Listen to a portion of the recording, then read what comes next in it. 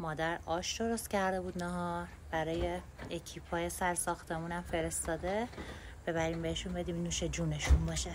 اومدیم پلاسکو کاسه و قاشق خریدیم برای آش بریم سر ساختمون.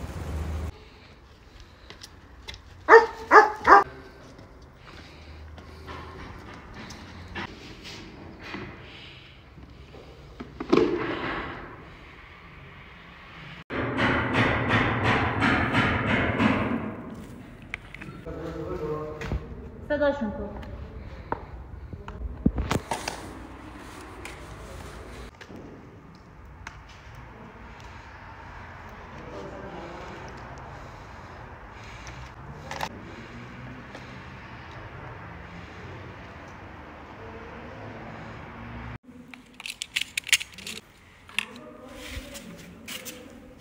احمد آقا بفرمایید آش. نوشه جان.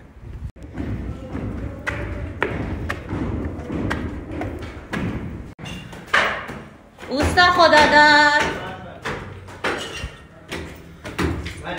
بفرمایید. نوشه جان. اینم برای آقا کاظم و آقا جبار. امیر رضا بفرمایید. نوشه جان. اینم برای اوستا نجف. اوستا نجف سلام بفرمایید. از شما دارم زمانش بذارن.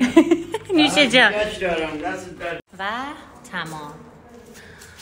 نوش جونشون باشه کارفرماهای عزیز. امیدوارم جدا از این که حق و زحمه اکیپای ساختمانی رو به موقع پرداخت میکنید، بهتون پیشنهاد میدم هر از گاهی هم از این کارا انجام بدین.